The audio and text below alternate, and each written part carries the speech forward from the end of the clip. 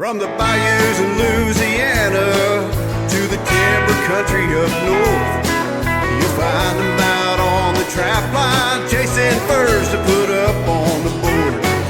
Mixing up another batch of that magical stuff, chilling around the fire after the show. Hey, it's Sarah and Jeff, and maybe a guest on the Trappin' Radio 2.0.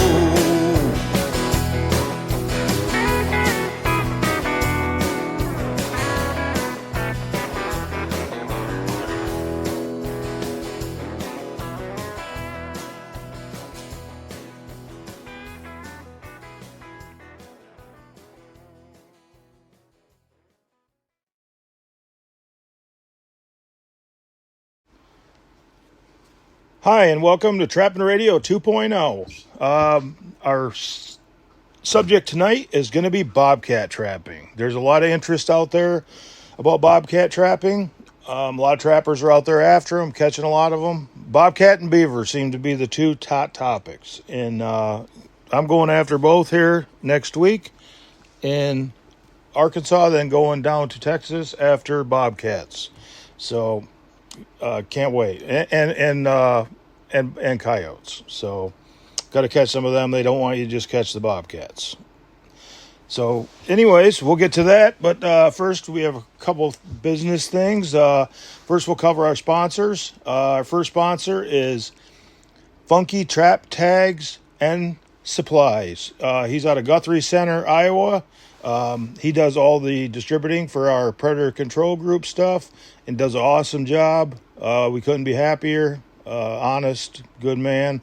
And so if you're looking for any supplies, trap tags, anything like that, get a hold of him at funkytraptags.com. And our second sponsor is F&T out of Alpena, Michigan. You can get a hold of them at fntpost.com. Their phone number is area code 989-354-8727. We have been just hauling orders into F&T like crazy, trying to get caught up, trying to get ahead on stuff so they don't run out of anything while we're gone. We're going to be gone for 4 or 5 weeks, so you got to take a lot of stuff in there. And, sending stuff out to other wholesalers and stuff for Predator Control Group and Cheat Traps. And, just make sure we don't leave anybody high and dry while we're off, chasing some fur all over the countryside. So it's been crazy. Sarah's family even came up and helped us out. I'm mixing, and, Sarah and her sister are, putting the stuff in the bottles, and Sarah's stepdad Dave is helping pick up stuff out in the yard, all the buckets, and getting the buckets organized and stuff. And then we're grinding mice, and it was quite the family affair. But man, it sure was nice to have the help. I think Dave said that he didn't feel like he was helping enough. And I'm like, every single thing you do is something I don't have to pick up. If you just pick up a piece of paper, it's much appreciated.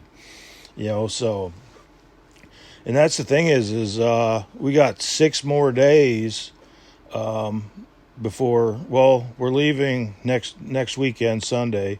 So we have 6 days to be getting stuff around, and we haven't got one trap around yet. We haven't got nothing. In fact, tomorrow we're going to start getting the traps around and all that. They're all, dyed and stuff like that, ready or painted, or however we happen to do that particular trap. But it starts getting nerve-wracking as you're ticking down time, because you got to do all the F&T orders.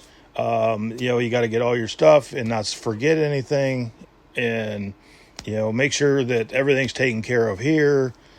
So it gets stressful until you get on the road and get about 100 miles away. Then there's nothing else I could do. All I got to do is just drive this truck to Arkansas and go there and trap and have the time of your life. You know, I mean, you know, we got Haggerty's coming. You know, Tim Roper, meat tenderizer, meat trapper, and you know, Carl and Liz, me and Sarah. There's another young guy that's coming there. He came there last year, and he finds like deer antlers, and he helps Carl, and you know, so Dustin, he's a hell of a good guy, and you know, we all have fun together, and you know, that's what I'm looking forward to. It's basically a no stress trapping trip, and that's what I like. You know, that I've had the stressful ones where I had to go there and worry about money, you know, making money and doing all this. You know, the worst stressful part we'll have this time is, you know, who are we going to find? Who are we going to sell our beaver to? You know, we're leaning towards Mr. Perry down in Louisiana. If we can meet up with him someplace in Arkansas, we really like Mr. Perry and his son. Just really good people. Honest guy. And that's what I'm always looking for. I like dealing with honest people. You know, basically what you see is what you get, and I mean, you can't ask for any more than that. So that's basically what we'll be doing over the next 6 days, is working on F&T orders, loading trailers, finding and loading the traps. Sarah has a list about a mile long on a poster board.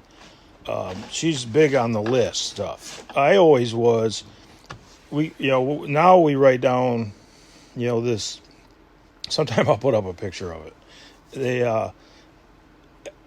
like traps, and then broke down into categories of what traps and how many, and then stakes. And the stakes have to. You don't take. This is her saying this. There's no need to take 25 or 26 rebar stakes if you're only taking 24 DPs. You take 24 DPs, 24 stakes. Well, I'm more of the thought, I'm going to take an extra dozen in case, one, I knock the head off of it, or, you know, and I've told you before, if I got 300 traps, I'm taking 300 traps. You know, I load it. You got a 16-foot trailer, load that son of a bitch up. You know, so, but because we're going down to Texas and I don't need that many, you know, we're going to cut back on the 330s. You know, and go more with footholds, because, you know, if I had to, I could set some of the beaver traps down there for cats. So, I don't think I'll have to. We'll have plenty, but anyways, she, you know, I gotta, you know, that's my job, is to dig all that shit out of the trapping shed, and it's gonna be interesting, you know, because I'm not taking like the stuff we were using here, or we got trapping stuff down to Iowa. We just leave in Iowa, you know, and we got you know, big totes of traps down there, and then, you know, the ones we used earlier this fall here are rusted and need to be, you know, took care of. So we're not, you know, taking those down there, and then down south they'll just rust like crazy. So we're only taking the ones that are, you know, fresh and you know, been dipped or whatever. So, you know, mostly dipped in paint, and mine was in paint, and Sarah's was in her Snare 1 dip. So, but like I say, we're going down to, like in Arkansas where we're going. It's I don't know. It's like a peninsula off the Mississippi River, and we do really good on otter because the otter just keep feeding into there. But you know, we usually catch, you know, I don't know, 3-4 cats down there. You know, 2-3 cats, 3-4 cats. You know, never any big numbers of cats on that property, but you know, nobody's ever went out and just campaigned on them. I guess Carl has a long time ago, but because he's been trapping, I think, this for 20 some years. You know, every year for 2 weeks, and But it's fun to go set them traps there for the cats and catch them. And that's the thing is there's a difference in what I'm looking for. Like when I'm in Arkansas trapping the cats, it's different and the same of what I'm looking for here in Michigan or in Arkansas or in Arizona or Louisiana or South Texas, or other places I've trapped cats at. Like I say, and that's confusing because, it's the same but different. And, like in Arizona or South Texas, I'm not looking for the same thing that I'm looking for, in northern Michigan, because number one, there ain't no big trees like we got here. Not where I was trapping. I was trapping desert, and so there's not going to be an old logging road, through the big cut over pines and stuff. So it is a little bit different. When I first went down to Texas, first time I went down there, for the first week, I had a hell of a time. That's if you're ever going on a out-of-state trip. That don't get discouraged if you go somewhere and don't do real good at first, or even the whole time, because most of you aren't going to go there, for a month or 2 months or something like that. So if you were only going for a week, you could mess up during that whole week. And, but don't get discouraged, because it's like when I went to South Texas, it looked, horrible to me. Like a bomb went off and just blew everything up, and I had a hard time finding locations, not for like coyotes, but because there were so many roads and intersections and stuff. But, like if you wanted to put in blind sets, I wasn't getting the flow of how the animals were flowing through the land, because like here in Michigan, I can look a lot of times at something and I can see in my mind how I think them animals will flow. Down to South Texas, for first week I was there, I was seeing no flow. Everything looked the same to me. 5 weeks later, I was starting to get where, them coyotes, I would pick them up, cutting across, not just, between the roads and stuff like that. So it took me 5 weeks to start, getting a grasp on, the location where I was at. And so don't get discouraged. But as far as like with the cats, I jumped ahead.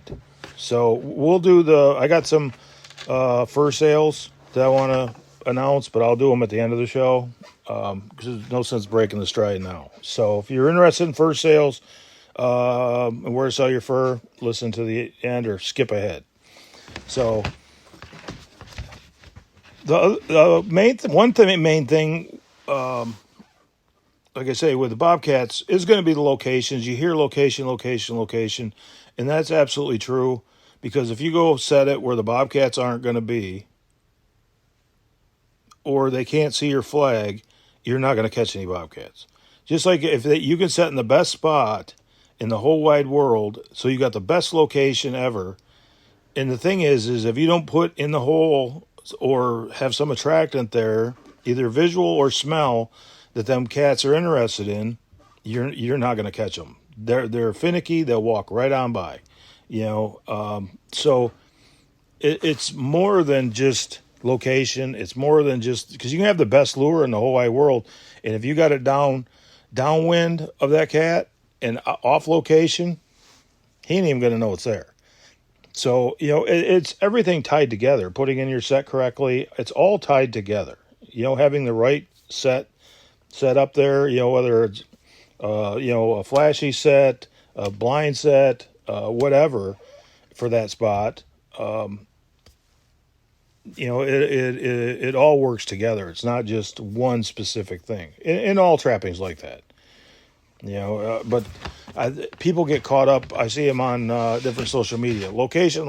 You set the location. That's all that matters is the location. Bullshit. I've had some of the best locations and coyotes walk right past my set. I'm sure a lot of you had the same thing. So I would consider that a great location if I got my trap set there and a coyote walked right on by my set. That's a pretty damn good location, but that location didn't mean shit because I didn't catch that coyote. So that is true, but so far from the truth in the same sentence, right? So, but the locations I'm looking for, let's say like in Michigan, okay? We got big timber, we got white cedar swamps with balsam and spruce, and it's thick. If it's let's say our season was in October in the Lower Peninsula, what I'm looking for is that middle ground or on the edge of fields or something like that, and anything with like let's say like a gravel pit with a high edges. Them cats will get up and work them edges. I'm looking for the old logging roads, because they'll travel down those. And that's the type of locations I'm looking for. And the type of sets I'm going to make for them is like a brush pile set. And I make them brush pile sets a lot. And also I'll make, like a trench set where you dig out the trench and then, have one high side, and then I'll set the trap on that high side and pile the dirt on the other side. And I'm not setting down in the trench. I've caught cats where they step into the trench, but I've missed a lot of cats by setting in the trench also. That's just my personal preference, not to set in that trench. A lot of times what I'll do is I'll dig that trench out, and I'll even put the dirt down both sides and dig it like when a grader goes down the road and they have that peel up and it's that high ground. I'll dig into that to keep them off that back side. And I'll do is I'll dig that out on an upward angle coming at me, and so it's deeper away from me than to me. And I'll dig it out maybe 2-3 I'm trying to think my hammer I'm digging it out with, maybe 2 or 3 of them wide, as I'm digging them out. And I'll pile that dirt on the sides for eye appeal, kind of throw it around a little bit, and then at the top, I'll stop and I won't dig that up. And what I'll do is I'll make a walkthrough at the top of that so that cat can walk right on by that set on the top end of that trench set and check it up, just kind of chicken neck down, looking down in there. And, so, I do that, or like I say, set the high side and then, put dirt down the other side. And kind of rough it up in the front so they don't come from that way. But you can do it both ways. But I used to set down in the trench. I don't set down in the trench anymore. The predators like to get on that high side or just do a walkthrough. And I have a way more luck with that with cats or coyotes than what I do setting down into that trench. And I'm not talking about in cattle country where you'd set down in it to, keep them cows out of it. I'm talking about no cattle, nothing. That's the type of sets I make. So, that's the type of locations in the sets I'm making, say, like in northern Michigan.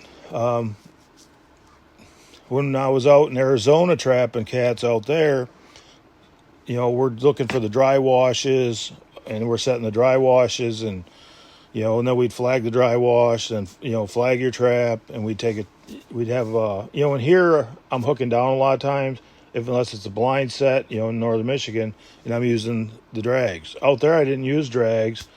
What we used was had chain, and we put chain around like the sequoia cactus or a tree or whatever, and just crimp it, the S hook down, and we'd make like a double dirt holes and stuff like that. And it was interesting with them cats. I never had a cat do it here in Michigan, but them cats in Arizona had like a different color eyes when you looked at them. And the first one I caught out there, because I was I think 19 when I went out there with my dad in R.C. Smith, And we went, and I had quit high school, and my dad said, I don't know, it was like end of 10th grade, something like that. And I was, we're buying fur for Hudson Bay. Everything's going along. I'm trapping and making money, and this is what I'm gonna. This is just what I was gonna do for the rest of my life. And my dad says, "You want to go out to Arizona with me and Dick? R.C. Smith. You take your own truck, run your own trap line, blah blah blah. But if you can't go if you don't go get your GED. That's the only way I'll let you go." So that I went in there and took it. I passed it. Then you had to take 2 tests, but your class had to graduate. So I had to wait for my class to graduate. And then I went and took 2 tests and passed it. And so I got to go to Arizona. And I'll tell you some stories from out there sometime. It was the greatest experience, and it was the biggest nightmare. Johnny Thorpe was out there at that time, and I talked to like 4 or 5 guys out there that got arrested. My dad got arrested out there, thrown in jail in Kingman, and maybe I'll tell that story next week. But Johnny Thorpe had gotten arrested. I talked to Johnny Thorpe, and Johnny Thorpe said that he got arrested that same year. I'll just tell you the story what happened. So, anyways, we go and we're out there trapping, and the laws were you have to check your trap every 24 hours. So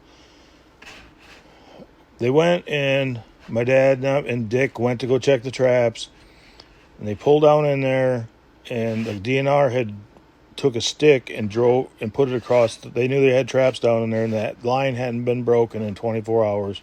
So, I don't know if they were checking them, later in the day.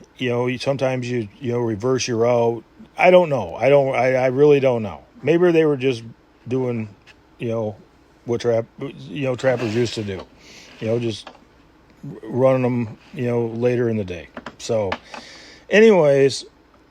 But the thing is, that line wasn't broken. So Dick Smith dropped my dad off up on the hill, and my dad would cut across over one of the, I don't know what they call them out there. It was like a big hill. It wasn't a mountain, but it was like a big hill, big rocky outcrop. And my dad would walk through there, check the traps, and then, Dick would go check the other ones where he could drive down to. Then my dad would walk down there. Well, the DNR didn't see him drop my dad off, and Dick pulled down there, and my dad could look down in there, and the DNR come swarming in there, had a helicopter, and they come swarming almost like SWAT teams up on them, like, big-time criminals. But they didn't know my dad was up on that hill. Anyway, so my dad starts walking down there. Because where are you going to go? You're from Michigan, and you're out in the middle of the desert, and I'm out checking traps somewhere else. I have no idea any of this is going on.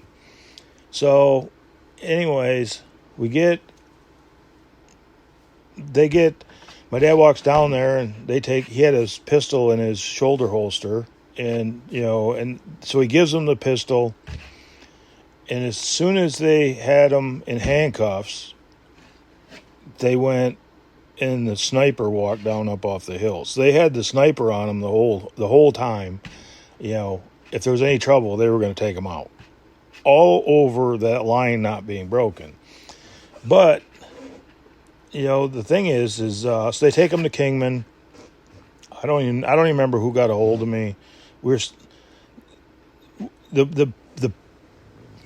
So I don't even remember who got a hold of me about all of it. And it's like we went, and I get up there, and they said, I go to the jail, and I says, hey, my dad's in, another guy's in jail. What are they charged with? And remember, I'm like 19 years old. I don't know jack shit. All I want to do is drink Coors beer and chase Mexican women. That's all I want to do.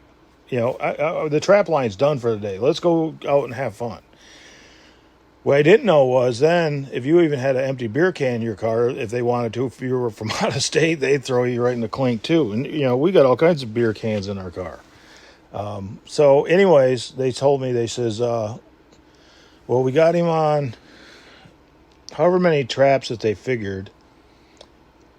They said, we got him on 120, we got them on 122 counts of drunk driving. And I'm like, 122 counts of drunk driving? I'm only 19, remember, but I'm not completely stupid. You released him 118 times and let him get, rack up the drunk driving. I'm not understanding.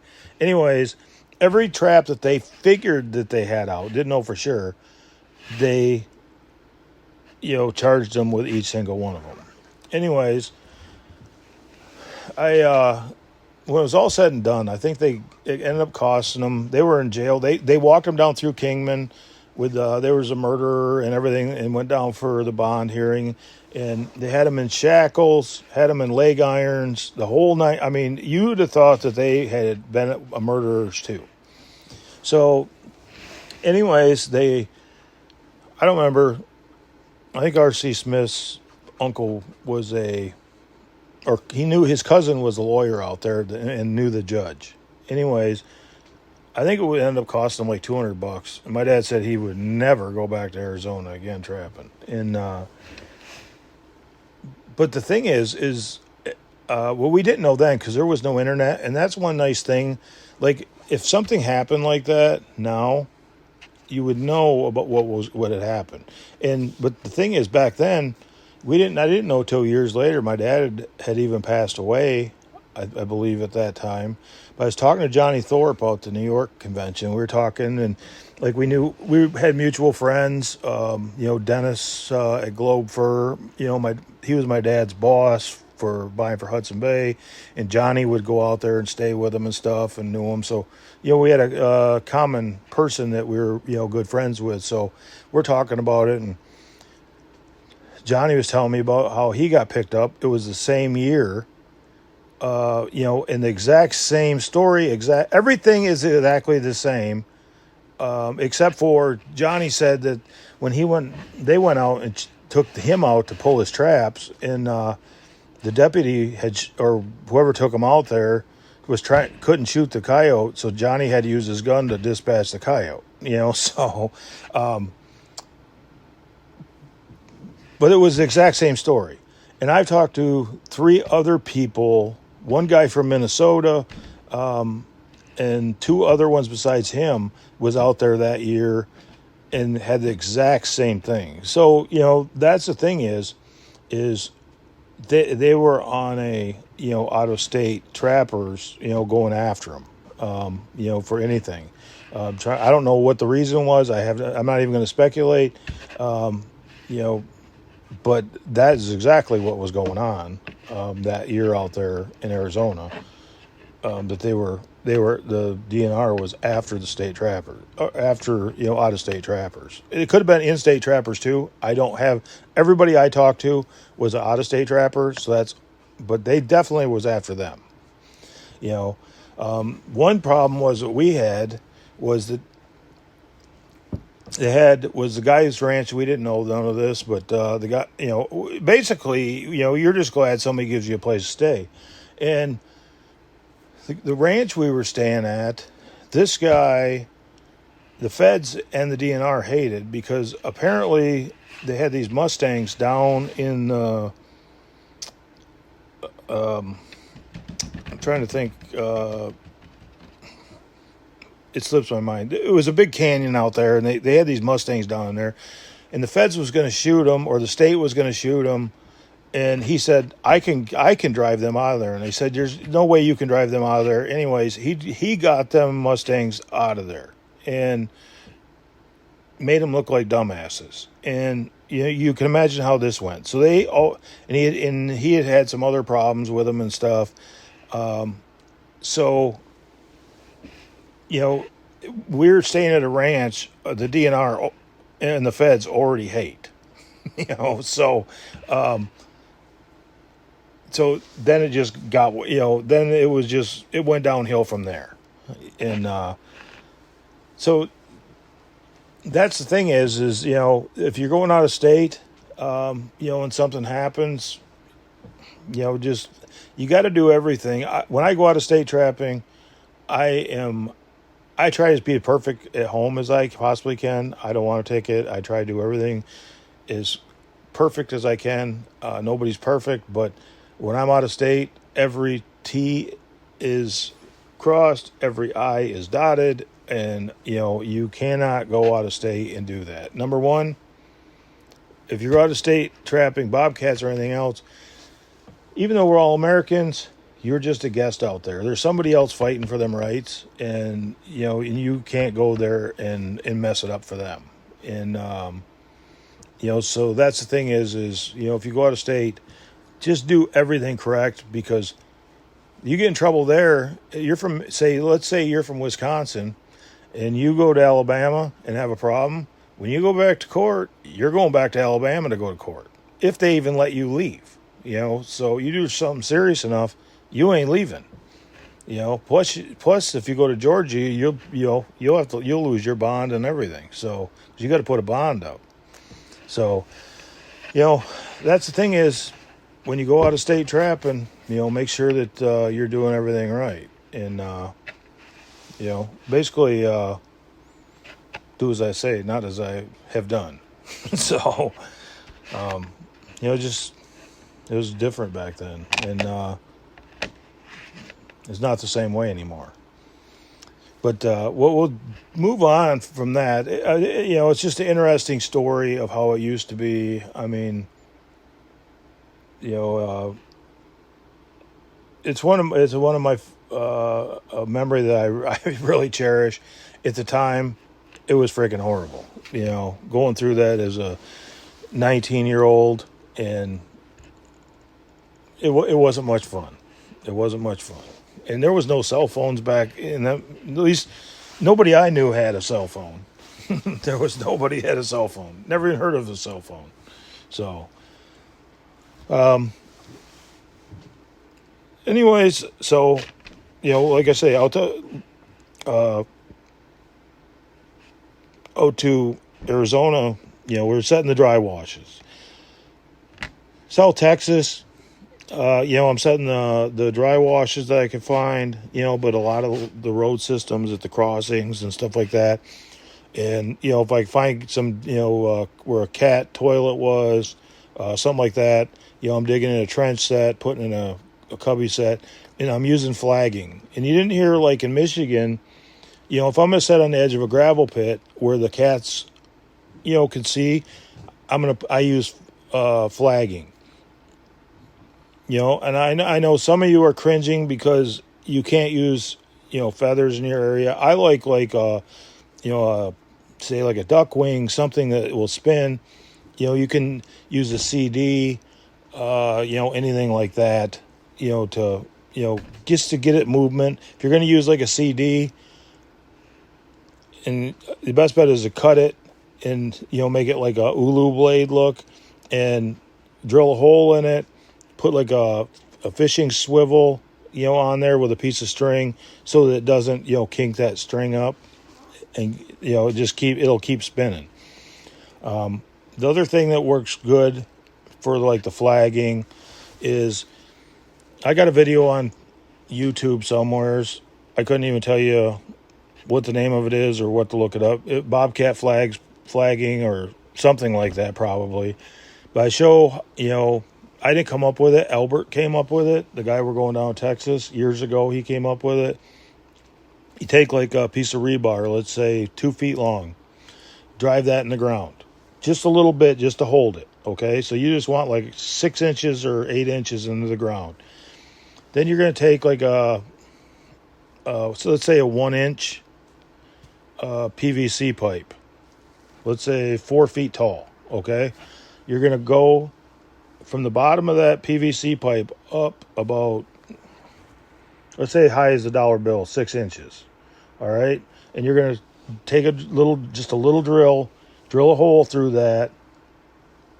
And then you're going to take a piece of wire, like a cotter pin, and stick through there and bend it down, bend it off. You can use anything that would work as a cotter pin. So then you got your re-rod in the ground, right? You're going to take your PVC pipe and put it on top of that re-rod. Just set it on there, and it's going to go into the PVC pipe up to that cotter pin. Then what we do is, because you can reach the top of it, is we'll take like an old coat hanger and unravel it and then spread it out, but you still got that kind of, winged look to it. And I'll take one end and stick it in the end of that PVC pipe and then put a hook like on the other end.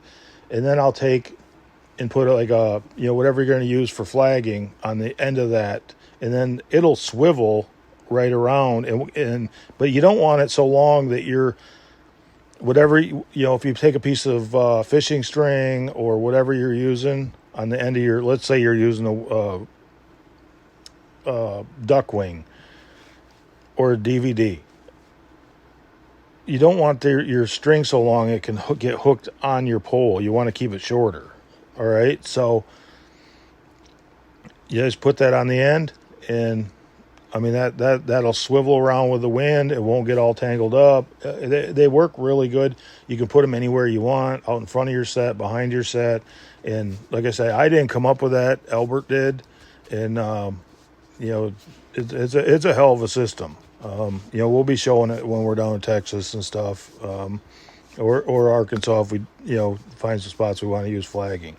But like here in Michigan, on the tight roads and stuff, I'm not using flagging.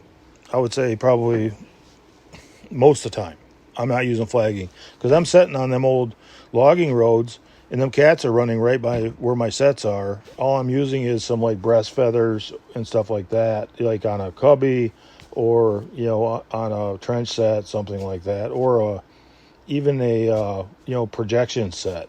I do real good, like taking Hellfire and put it just on the end of that and then taking some feathers and sticking right into it, and then just set off of that. I like, for cats, I like using a bigger log, I don't know, like a nice piece of firewood size. I don't know what, dimensions are on that. But, so bigger the better, just, it gets them to work. It's eye peel and works it, and you can put more feathers on it and stuff. So like I say, but out in, open ground on a farmer's field edge or something like that, I'm definitely going to use the flagging to try and pull them in where they can see it. If they can't see it and they're coming right by anyways, all you're doing is creating something for somebody to, see something weird over there and they go check it out, and then they're, because I think that most people, like people say, well, most people are good. I don't think most people are good. I think most people are trap thieving son of a guns. I really believe that. I think that because it's like when you have a trap stolen, it wasn't like 100 people went by that trap and then the one dishonest one stole it. It was one person come to it and stole it. So, you start having it sucks to have that, but, you gotta, you put a feather thing out there, and especially like on public ground, and somebody sees it, they're going to go over and check it out, and they're probably going to steal your shit. They're going to mess with it. That's why, like in Michigan, if I don't need a flag, I don't put one. Will I put the feathers and everything on it? Absolutely I will, because a lot of times, people, walk by and they just think, a coyote got a turkey. They don't know nothing. They're just stupid. They don't know anything. So, and it's best they stay that way. So,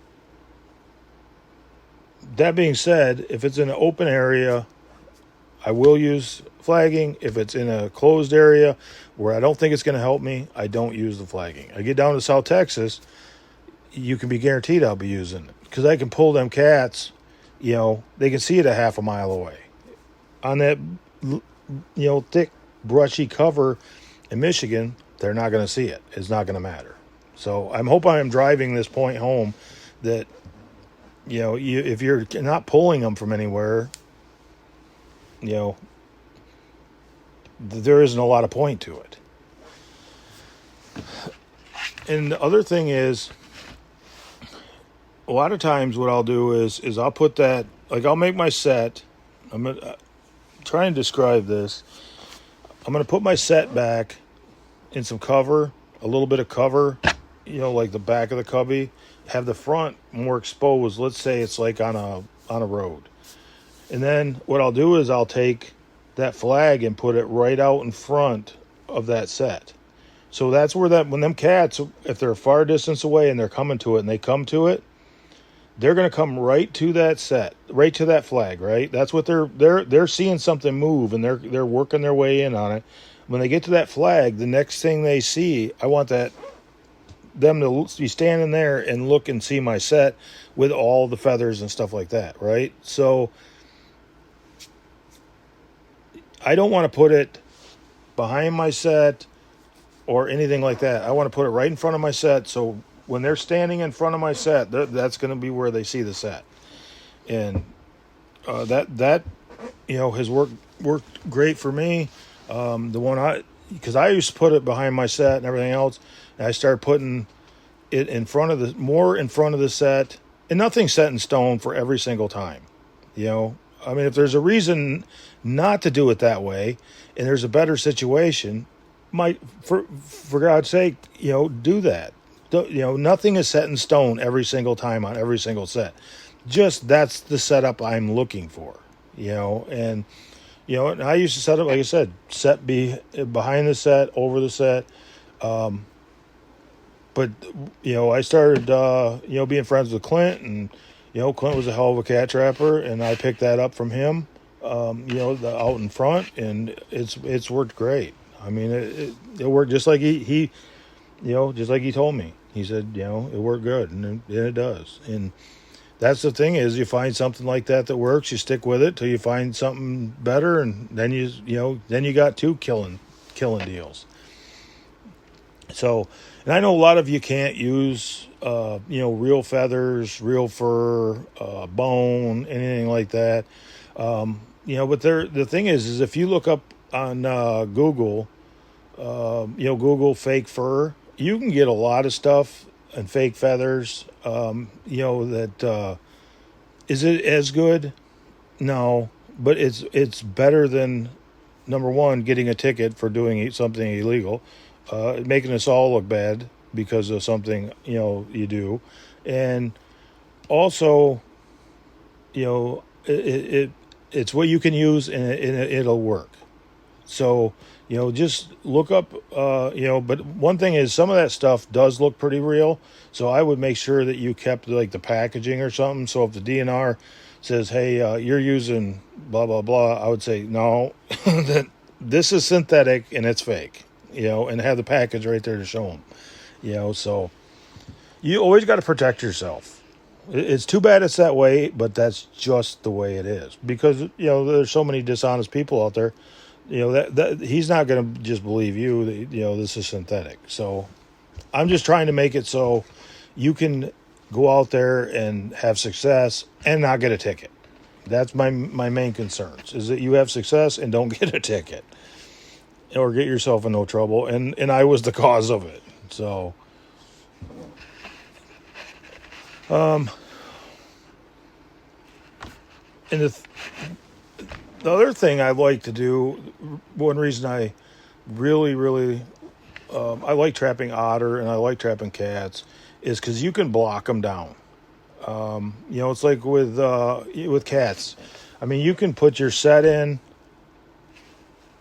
You can put your set right in, and then put sticks on the outside of the jaws, going into the cubby, and you can go and just sift over that trap with dirt, and you're good.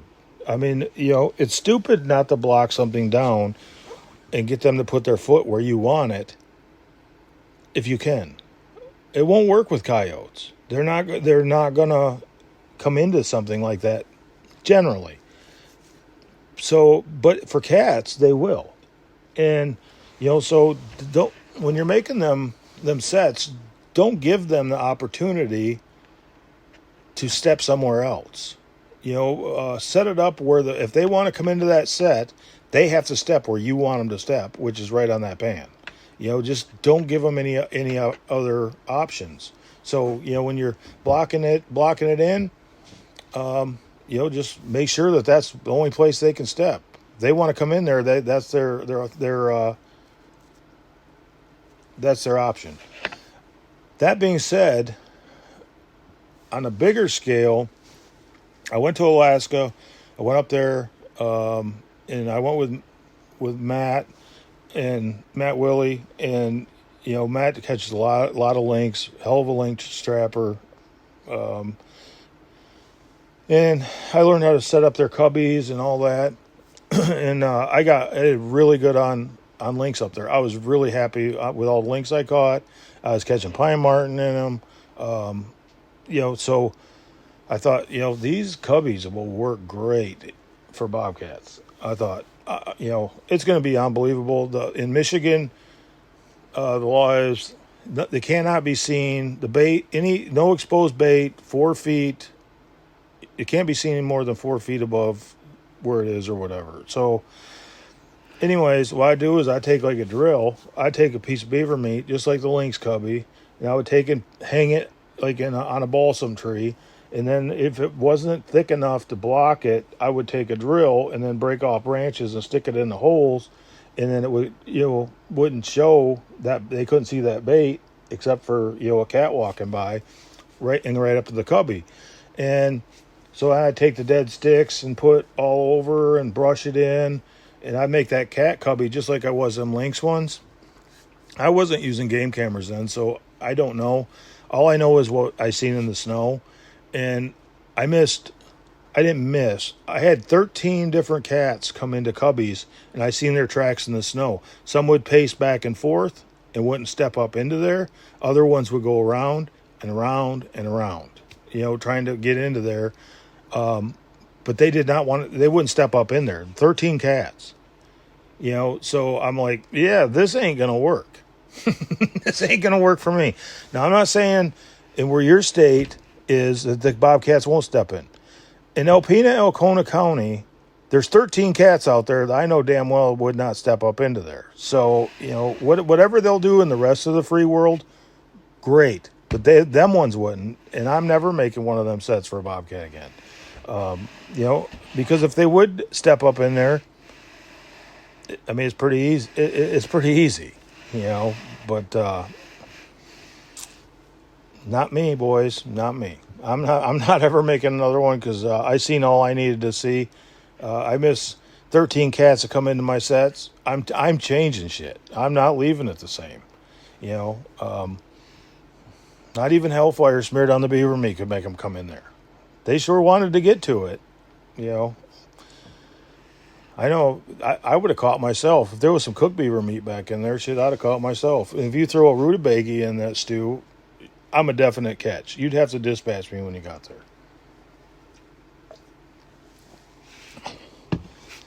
But, so you definitely want to do the blocking on a smaller scale, with little sticks, stuff like that to guide their feet.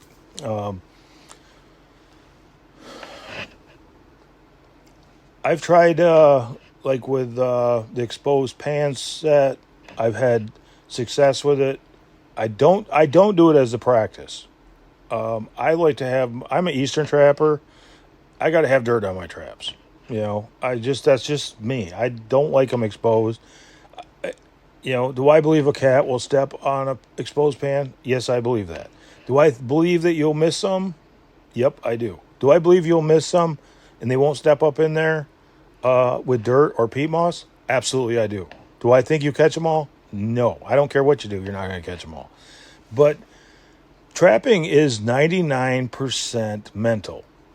You have to trust your sets that you make.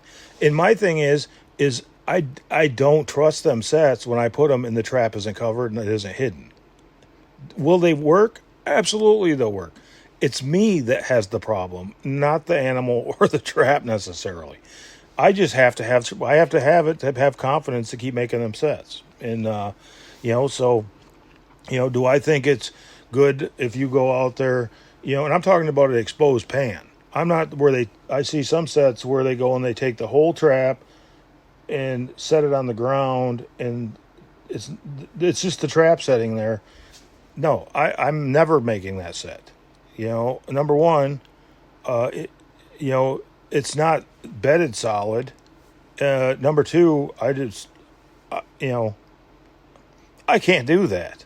it's gotta look better than that, So I'm not saying that nobody can catch anything like that, but my thing is, I'm not setting traps like that. I have to have dirt on my traps, or peat moss, or something covering them. I want to be a magician where you don't see all the tricks. You can't figure the tricks out. So I don't want to be the magician where I'm just, you see me put the rabbit in the hat and then I pull it back out. It's got to be way more sneakier than that. So, with them and them cats, I mean, are they scared of traps? No, but you start putting game cameras on stuff. It's like watching otters go around. I got a blind set in the ground. I got it where the otter walked right up there, looked right at it. It was blended in my opinion, perfect, and that otter went right around it. Now, if an otter will do that, you think a cat won't do that, or a coyote? Absolutely, they do. It's just it's personal preference. And people get hung up on stuff and argue and fight. And if somebody wants to put exposed pan sets out, 1 or 200, I don't care. I just prefer not to do it, because of what I've already described. I don't have confidence in them sets when I'm making them. And I have to have confidence to keep making sets. Because even though I don't catch something in every trap, not even close, especially cat trapping,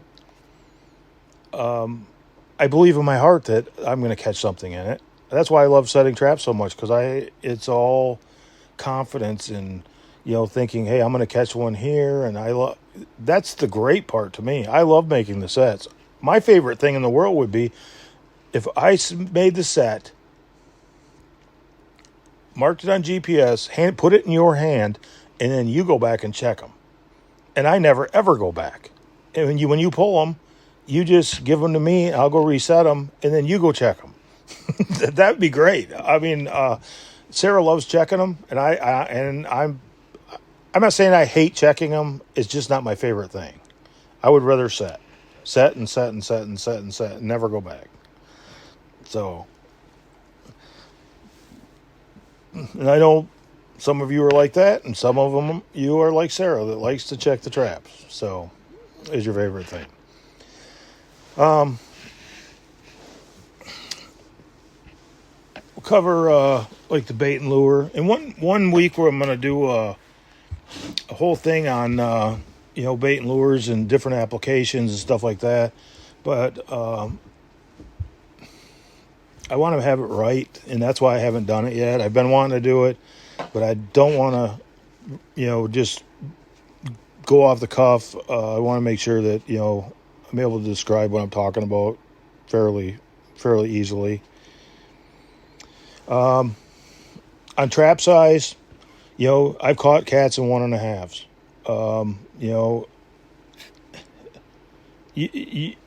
But the problem is I catch a big tom, and I got him by one toe, and he pulls out, or he's right there, and I got to hurry up and run up there and club him.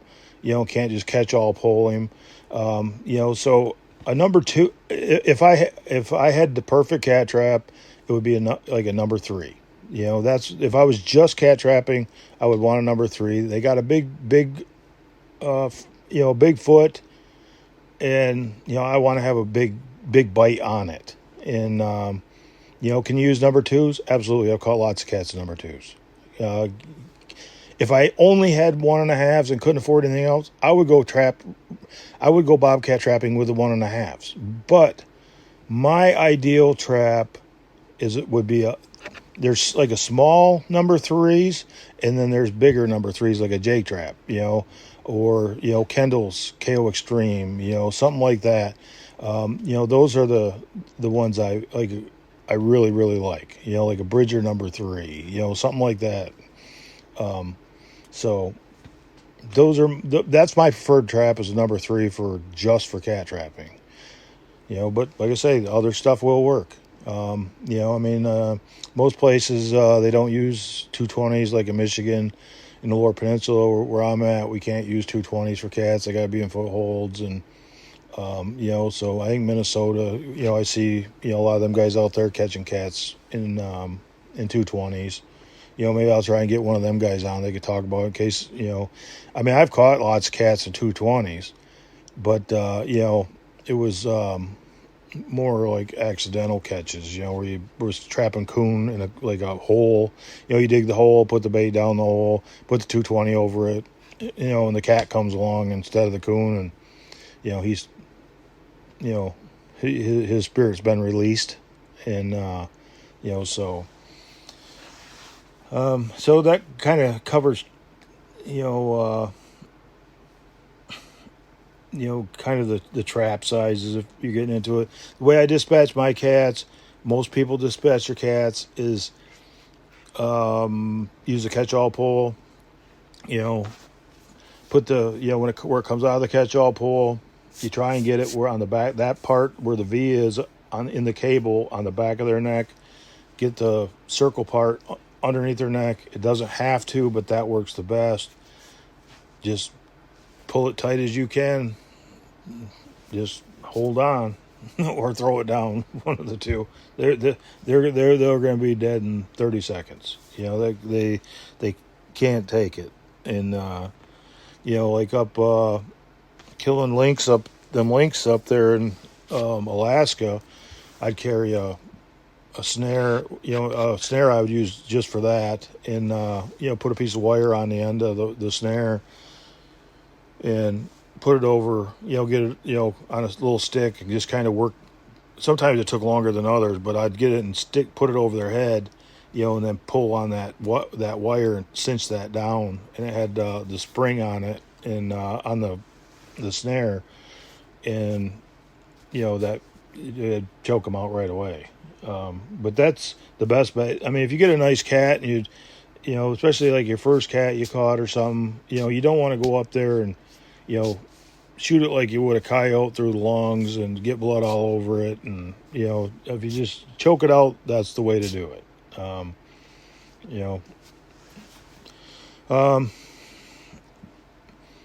speaking of choking them out with catch-all poles, you want to make sure that, like I was releasing a cat, and some of you have seen the video, so you know what's coming. But the thing is I was releasing a cat. It wasn't season. It was in October. And the thing is a lot of times if you are trapping coyotes in October, say November, and it's warm, and then you catch, I talk to guys that catch 4 or 5 cats, and then they go back to the same spot in December when season comes on, them cats ain't there no more. It's cold. They've moved, so, where a cat's at in October, November, doesn't necessarily, he probably is not going to be there. He's going to be in tight cover if it's cold. Not up on the side of an oak ridge, because, the squirrels and stuff have moved down into tight cover a lot of times, and then they're going to follow the game where they go. And there's less snow, it's warmer, and, but anyways, so I caught this cat in October. I'm going to release it. Sarah's videotaping me, release this cat. And I thought, you know what? I'm tired of people saying if I put it around their neck, and most time I could give a shit less, but for some reason in this moment, I had a weakness. I don't know. Somebody got in my head, apparently, and was controlling my body because common sense was out the window. So I'm trying to get his leg in this catch-all and his neck, because people think that if you release a cat and you put it around his neck, that you kill that cat. If them cats are that delicate, I'm surprised that they even bump into a tree and aren't dead, right? I'm surprised they can get out there and fight each other and they're not dead. I mean, they would have to be pretty delicate. So, anyways, I get this cat, I release it out of the trap, and it was real icy because I just had killed my cat the day before, and you only could get one in the area I was at, and the pole was icy, my gloves were wet and icy, and the damn cat made a lunge with a catch-all pole on him and took off with my damn catch-all pole right on video. I could not freaking believe it. So then I go chasing after it, bitching, swearing, everything else. You can imagine, and the part that made it even worse is you if you watch the video, you can hear Sarah like, I don't know, heckling, laughing hysterically, with this cat running away. I was surprised she didn't drop the camera. She was laughing so hard. Anyway, so I'm chasing him over my boots in water. He can run on a little bit of ice. I'm breaking through. He got away. So I had to go get some hip boots and bust the ice. Anyways, I ended up finding, I don't even know, it was like half a mile away on the other side. I'd seen something red up there, and I got up there, and it was the catch-all pole, just laying there. It came off the cat. So, but I wasn't sure I was ever going to see that catch-all pole again, but I did. But that's, that's cat trapping. I've had some crazy shit happen out there with the cat. The one time I was shooting a video for F&T, and I was my daughter was shooting, for the TV show, and I go and I said, we filmed this cat for, I don't know, 20 minutes maybe. And I said, well, I'm going to dispatch this cat, and, we'll show you the remake. And I go, she turned off the camera, and because we don't film, killing anything generally, at least we didn't. And that cat made one last lunge. He climbed the trees, he'd done it all over, and he made one last lunge and got out of that trap. And I just sat there like, oh my God, I cannot believe this happened. And so we come back on, and I was still in shock. Like, you're not going to believe what just happened. But to see that cat after you've messed around with him for half an hour, and you go to put the catch-all to choke him out, and he's gone. And it was a nice cat, too. It wasn't 40 pounds, but, it was probably in the low to mid-30s. And it was a heck of a cat. And then I had another cat it was the oldest cat I probably ever caught. I went back and tried to catch that cat during season, and he never came back through. But I didn't even notice it at the time. But watching the video later, he had one tooth missing on his right. If you're looking at him on the right side, I think it was, and then his canine on the bottom. And it was just an old mean cat, and that he was not scared of me. The only other animal I was ever around, most of them just want to get away from you, was a rattlesnake down to South Texas. You could just tell they're not scared of you, and they're not going to back up. And that's how this cat was. And that was in October too. And I'm like, yeah, that was the only cat I ever released where I thought if I take the catch-all pole off of his neck, he's not going to go the other way. He most of them just want to get away from you. This one I knew was going to come after me. So I went over there. There was this little dam there, and I drug him over the dam and put him over the dam and put him in the water, and that kind of cooled him off a little bit. And he went over on the other side of that dam, swam over there, and he just sat there on a little cement piling just growling at me. And but like I say, that was the only cat I've ever had where I thought, you know what, when I release this, it's going to be bad. And not for him, for me, because there's going to be a lot of screaming, because I am a screamer if a bobcat starts biting me. And I didn't have no pistol with me or nothing, so good times. But, you know, the main thing is cat trapping is if you get out there, there's a lot of good bobcat lures and baits and stuff out there on the market. Do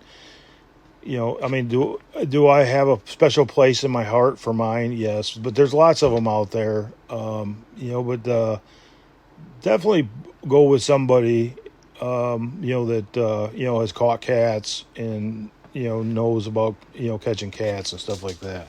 There's a lot of people out there that only been trapping a year or two, have never even caught a bobcat and have bobcat lure. So I would shy away from them and go with companies that have caught cats or coyotes or whatever animal you're after. If you aren't going to use mine or Sarah's or Clint's, use somebody that has actually caught the animal that you're after. The other thing is we got the fur sales. I said I almost forgot to do them. So we got West Virginia fur auction, March 1st through, it says March 1st through the 3rd. I don't see how that's possible. Apparently it's March 1st through the 3rd, but I don't know that for sure. Let me look it up. We'll look it up.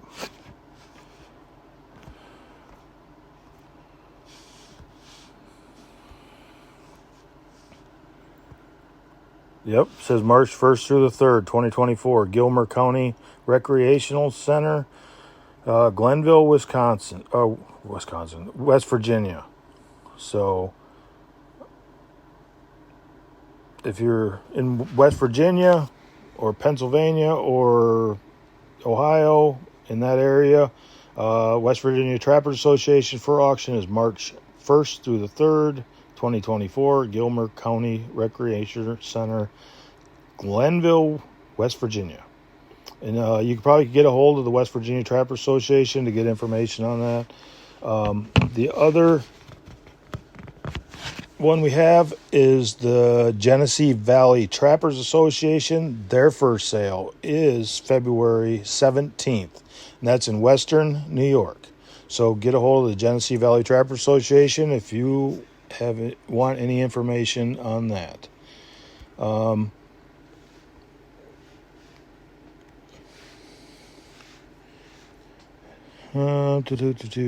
looking up.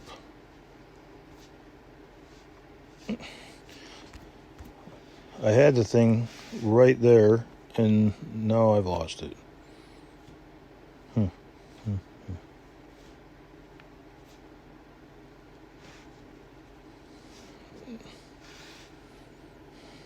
Okay, we're back just about to it.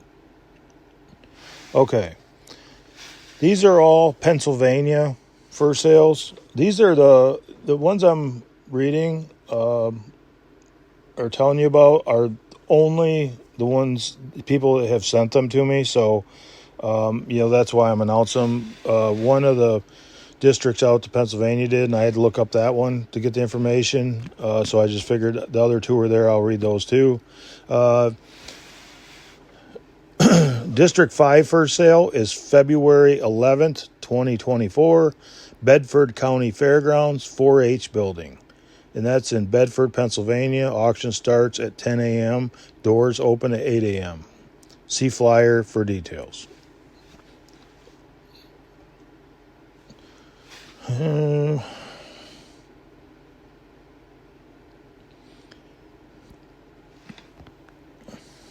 If you have any questions, contact Dale Yoder, 814-475-7330, or Bill Smith at 814-242-8808. And that would be the Bedford County Fairgrounds, District 5 for sale. District 11, oh, no, wrong. District 7, for sale and meeting. So you get double. You get to go to the first sale and you get to go to the meeting. I mean, who wouldn't love that? The winter first sale at Montour, DeLong, Washingtonville. I'm sure if you live out that way, you know that name, even though I butchered it. Doors open at 8 a.m. The district meeting at the conclusion of the sale. Again, view flyer for details. I'll push the button. Sunday, February 18th, 2024, Washingtonville, PA, district number 7. Breakfast is available. Now we're getting to the most important thing. After selling the fur, I mean, that they have breakfast, I mean, now they just moved to the top of the list. So, you have to have your fur taker's license number, and there is no contact information. And the thing is if you're doing fur sales, advertising them, you always want to have contact information if possible. And some of them I looked up don't even have, it's like with the Genesee Valley Trappers, it doesn't even tell where the first sale is. It tells it's February 17th, says it's Western New York, but, it doesn't tell, where the first sale is or a contact. So, if somebody just got into trapping, wants to sell some fur, it's like with me, February 17th, I wouldn't know where to get into the vehicle and drive to go sell my fur, or where the Genesee Valley Trappers Association is exactly in Western New York. So, again, if you give me the information, contacts, or whatever information you want me to do, I'll definitely, because I want to get it out there for people to sell their fur and the associations to be able to, make their 5 or 10% on whatever to help them out too. So, guys and girls out there are looking for places to sell fur. So if you, are having a fur sale, get a hold of me and I will, let them know about it. Hey everybody, thanks a lot for tuning in this week. I'm hoping we're going to have a show from Arkansas next week with hopefully Haggerty and Carl, and we'll tell you what's happening. Well, I guess we won't be in Arkansas next Friday, so I guess you'll have me. It'll be the following week we have one. So, see, I'm already there. So, anyways, I appreciate y'all, and thank you so much.